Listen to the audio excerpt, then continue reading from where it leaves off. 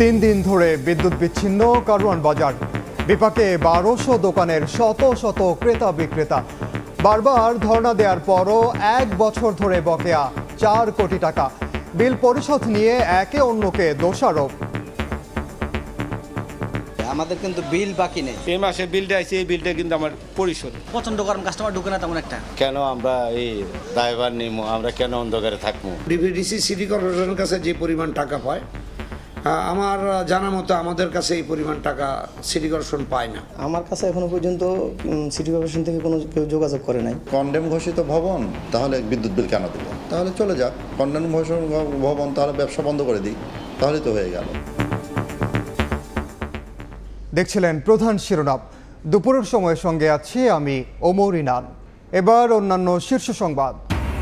অবসরের 13 বছর পর ডক্টর ইউনূসের বিরুদ্ধে 1000 কোটি টাকা লোপাটের অভিযোগ খোদ গ্রামীণ ব্যাংকের। সুবিধা দিয়েছেন পরিবারকে, বিভ্রান্তিকর তথ্য দাবি আইনজীবীর। পুঁজি ছাড়াই বনে গেছেন বিলাসবহুল রিসোর্টের মালিক। বেনজিরের সহায়তায় গাজীপুরে বিঘার পর বিঘা জমি দখল করে নির্মাণ ভাওয়াল রিসোর্ট অ্যান্ড স্পা। বিনিময়ে 25% মালিকানা। কোটি টাকার সর্বাধুনিক আইসিইউ সুবিধা ব্যবহারের অভাবে পড়ে আছে অবহেলায়।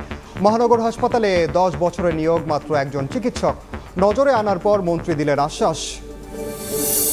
বৃষ্টির ঢলে 4 দিন ধরে বিপর্যস্ত সিলেট। আবারও বিপদসীমার উপরে সুরমা কুশিয়ারার পানি। লাখ লাখ মানুষের দুর্ভোগ চরমে। নগরীতেও জলজট। সুনামগঞ্জে ভেঙেছে সড়ক।